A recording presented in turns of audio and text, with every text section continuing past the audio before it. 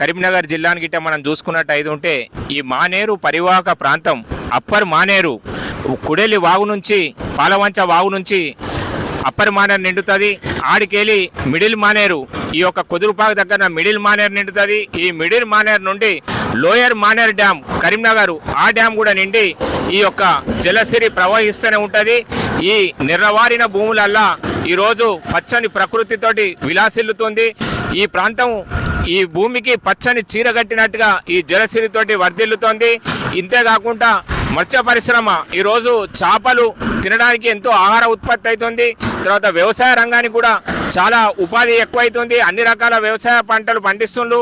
అంతేకాకుండా ఈ ప్రాంతంలో తాగునీరుకు కుటుంబ అవసరాలకు వాడుకోవడానికి చాలా ఇబ్బంది పడుతుంటే ఈ సిరిసిల్ల వేములవాడ ఈ ప్రాంతంలో ఈరోజు నీటికి ఎలాంటి ఇబ్బంది లేకుండా నీటితో జడకల్లాడుతున్న ఈ మానేరు పరివాహక ప్రాంతం చాలా సమృద్ధిగా ఉన్నది.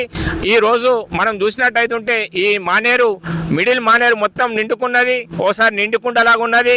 ఈ యొక్క మానేరు తల్లికి మనస్ఫూర్తిగా శిరస్సు వంచి నమస్కరిస్తున్నా. మీ కామారపు శ్రీనివాస్, సిరిసిల్ల.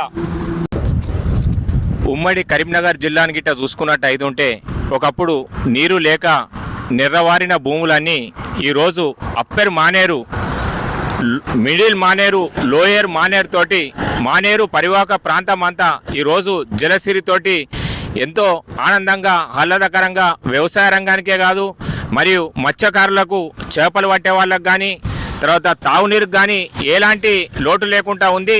మనం చూసుకున్నట్టయితే దగ్గర దగ్గర 200 కిలోమీటర్ల ప్రయాణం సాగుతుంటుంది.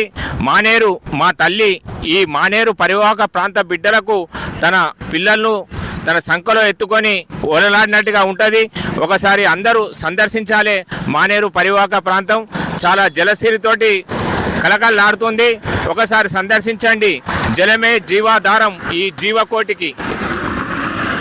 వలస పక్షుల జాతర అంటాం మనం. ఏ రోజు కూడా మనకు ఒక పక్షి అవుపడలేదు. ఈ రోజు ఈ నీటితోటి ఎన్నో రకాలైన పక్షులు మనకు ఇక్కడ అవుపడుతుంటున్నాయి. ఒకసారి సందర్శించండి. చాలా రకాలైన పశుపక్షాదులు కానీ జలచరాలు కానీ ఇవన్నీ ఇక్కడ అవుపడుతుంటాయి. ఇది జీవికి మనుగడకు చాలా ముఖ్యమైన వనరు నీరు. నీరే మనిషి మనుగడకు. జలమే జీవాధారం ఈ జీవకోటికి. మీ కామారపు శ్రీనివాస్, సిరిసిల్ల.